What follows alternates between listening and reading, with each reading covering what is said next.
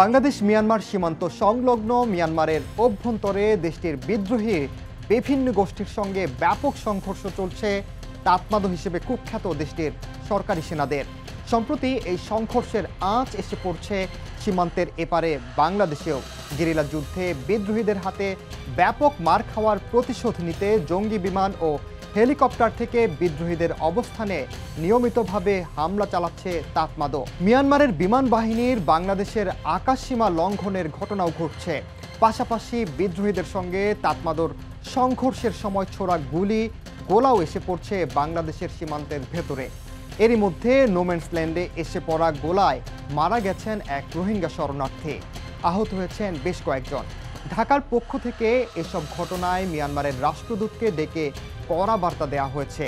Bangladesh Myanmar সীমান্তে চলা এসব সংঘর্ষ, সেখানকার ভূ রাজনৈতিক চিত্র, বাংলাদেশ সীমান্ত সংলগ্ন মিয়ানমারে তৎপর বিভিন্ন সশস্ত্র বিদ্রোহী গোষ্ঠী, তাদের কার্যক্রম, জবাবে মিয়ানমারের সেনাবাহিনী তাতমাদোর সামরিক কর্মকাণ্ড এবং এসব কর্মকাণ্ডের উদ্দেশ্য নিয়েই এবারের দৃশ্যপট।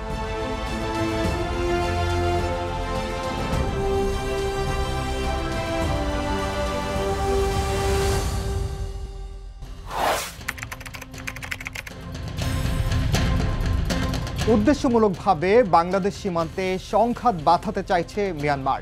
এজন্য বিদ্রোহী গোষ্ঠীগুলোর সঙ্গে ইচ্ছে করে সামরিক সংঘাতে নেমেছে দেশটির সামরিক বাহিনী। এভাবে সংঘাতময় পরিস্থিতির সৃষ্টির মাধ্যমে দেশটিতে থাকা বাকি ৬ লাখ রোহিঙ্গাকেও বাংলাদেশে ঢুকিয়ে দেওয়ার চেষ্টা করা হতে পারে, এমন আশঙ্কা ব্যক্ত করেছেন নিরাপত্তা বিশ্লেষকরা। তাই মিয়ানমার সীমান্তে চলমান এসব সংঘর্ষের ঘটনাকে ফাঁদ হিসেবে উল্লেখ করে বাংলাদেশকে এই বিষয়ে সর্বোচ্চ সতর্ক থাকার পরামর্শ দিয়েছেন তারা।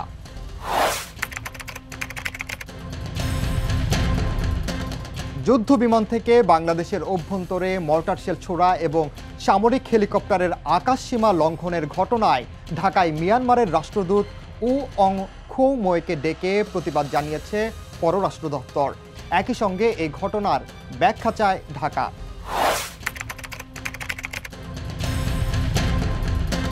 নাফ নদী সংলগ্ন টেকনাফ থেকে ভারতের মিজোরাম পর্যন্ত ২৮০ কিলোমিটার বিস্তৃত বাংলাদেশ ও মিয়ানমারের সীমান্ত।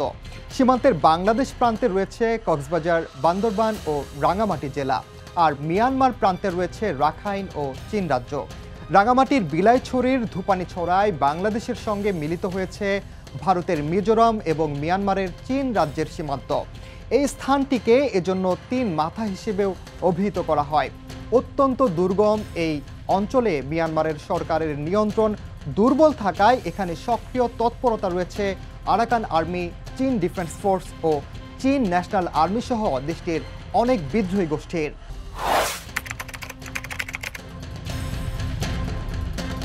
২০১৭ সালে নৃশংস জাতিগত গণহত্যার মাধ্যমে রাখাইনের স্থানীয় অধিবাসী রোহিঙ্গাদের বিতরণ করে মিয়ানমারের কুখ্যাত সামরিক বাহিনী তাতমাদো।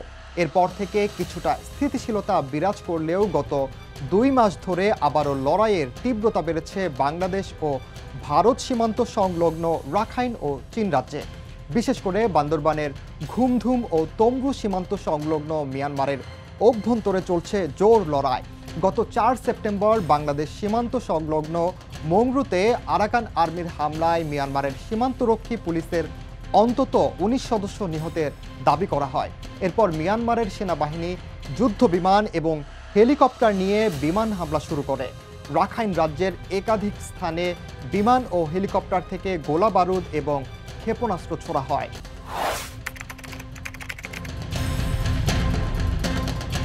রাখাইনের মংরু, বুথিডং, রাথিডং, ব্রাউকু এবং চীন রাজ্যের পালেতোয়ায় চলছে তাতমাদো ও আরাকান আর্মির মধ্যে তীব্র লড়াই।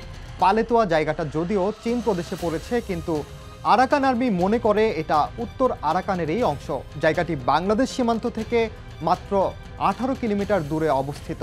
কালাদান নদী এই জনপদে যোগাযোগের বড় মাধ্যম। দুর্গম এই এলাকায় তেমন কোনো রাস্তাঘাট নেই। কালাদান নদী ধরে নৌপথে যোগাযোগের মূল মাধ্যম। আগে এই এলাকা নিয়ন্ত্রণ করত চীন ন্যাশনাল আর্মির গেরিলারা। বর্তমানে সেখানে তৎপরতা বেড়েছে আরাকান আর্মির।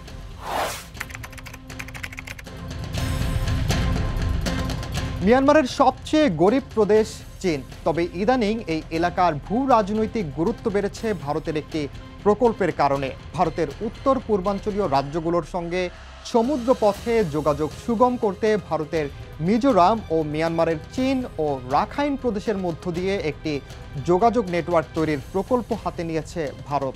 তাদের উদ্দেশ্য এই পথে বঙ্গোপসাগরের সঙ্গে ভারতের উত্তর পূর্বাঞ্চলের সরাসরি সংযোগ সৃষ্টি করা।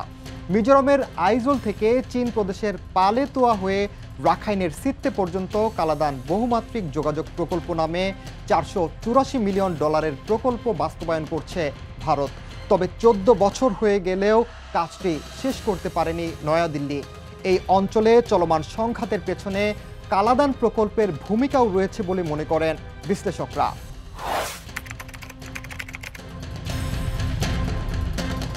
আগে আরাকান ছিল সম্পূর্ণ স্বাধীন একটি ভূখণ্ড। আরাকান বা বর্তমানে রাখাইনের মিয়ানমারের সংখ্যাগুরু বার্মার জাতিসত্তার শাসন শুরু 1784 সাল থেকে। ব্রিটিশ শাসন শুরু 1826 থেকে। 1942 থেকে 2 বছর এই এলাকা ছিল জাপানি শাসনে। ব্রিটিশ শাসকেরা চলে যাওয়ার পর 1948 সাল থেকে আবারও শুরু হয় বার্মাদের শাসন। মিয়ানমারে ব্রিটিশ আগ্রাসনের সূচনা আরাকানে বার্মাদের আগ্রাসনের সূত্রেই। বার্মারা আরাকান দখলের পর প্রচুর আরাকানি কক্সবাজার ও পার্বত্য চট্টগ্রামে আশ্রয় নেয় এবং সেখান থেকে স্বাধীনতা সংগ্রাম অব্যাহত রাখে। বার্মারা মনে করত এর পেছনে বাংলা থেকে ব্রিটিশ ইস্ট ইন্ডিয়া কোম্পানির ইন্ধন আছে। এভাবেই বার্মাদের সঙ্গে ব্রিটিশদের প্রথম যুদ্ধ বাধে। তাতে বার্মারা আরাকান ও আসাম হারায়। এরপর তা ব্রিটিশদের অধীনে চলে যায়। পরের বছরগুলোতে আরাকানে বহুবার ব্রিটিশ শাসনের বিরুদ্ধে বিদ্রোহ হলেও তা সহজেই দমন করা হয়েছে। এসব বিদ্রোহের ব্যর্থতার পটভূমিতে 1918 সালে জন্ম নেয় রাক্ষাপুরা লীগ ও 1930 সালে জন্ম নেয় আরাকান লীগ। ঐতিহাসিক এই ধারাবাহিকতারই আরেক শাখা ইউনাইটেড আরাকান লীগ। এই লীগের সশস্ত্র শাখা আজকের বহুল আলোচিত আরাকান আর্মি।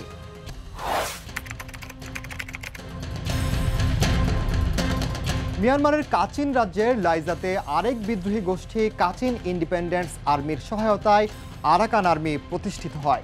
2014 সালে প্রকাশ্যে তৎপরতা শুরু করে সংগঠনটি। তবে সংগঠন হিসেবে তাদের যাত্রা শুরু হয় 2009 সালের 10 এপ্রিল।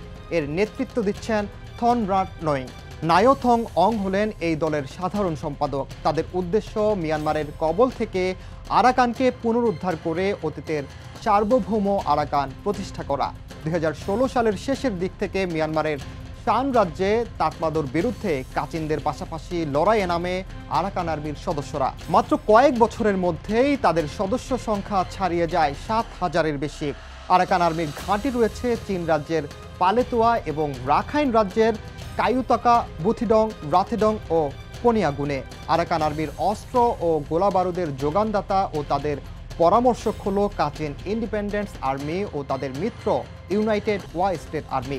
এর মধ্যে ওয়াই স্টেট আর্মিকে ধরা হয় মিয়ানমারের সবচেয়ে বড় ও ক্ষমতাশালী সশস্ত্র গ্রুপ হিসেবে। মাদক ব্যবসার সঙ্গে সংশ্লিষ্টতা থাকার কারণে এদের নার্কো আর্মি নামেও অভিহিত করা হয়। ঐতিহাসিকভাবেই মিয়ানমারের বিদ্রোহীরা থাইল্যান্ড মিয়ানমার সীমান্তের কালোবাজারিদের থেকে অস্ত্র সংগ্রহ করে থাকে। তবে আরাকান আর্মির অস্ত্র ভাণ্ডারে রয়েছে যুক্তরাষ্ট্রে তৈরি M60 মেশিন গানের মতন অত্যাধুনিক অস্ত্র। রয়েছে ব্যারেট MRAD স্নাইপার রাইফেল। এ ধরনের স্নাইপার রাইফেল ব্যবহার করে ইসরায়েল, নরওয়ে ও যুক্তরাষ্ট্রের সামরিক বাহিনী।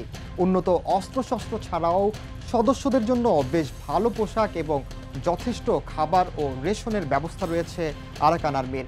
পাশাপাশি পরিবারের সদস্যদের জীবন ধারণ ও স্বাস্থ্য সংক্রান্ত ব্যয় নির্বাহ করা হয় সংগঠনটির পক্ষ থেকেই।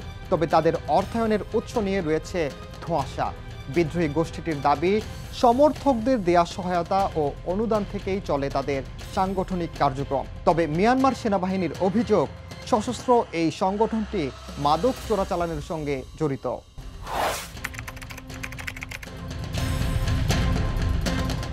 বার্মিজ ভাষায় তাতমাদো শব্দের অর্থ সশস্ত্র বাহিনী। রোহিঙ্গা জনগোষ্ঠীর বিরুদ্ধে গণহত্যা এবং গণতন্ত্রপন্থী আন্দোলনকারীদের বিরুদ্ধে নৃশংস দমনাভিযান চালিয়ে এরই মধ্যে বিশ্বব্যাপী কুখ্যাতি অর্জন করেছে তারা। তাতমাদোর সূত্রপাত দ্বিতীয় বিশ্বযুদ্ধের সময় প্রতিষ্ঠিত বার্মা ইন্ডিপেন্ডেন্স আর্মি থেকে। মিয়ানমারের গণতন্ত্রপন্থী নেত্রী অং সান সুচির পিতা অং সান সহ একদল বিপ্লবী 1941 সালে বিআইএ গঠন করেন।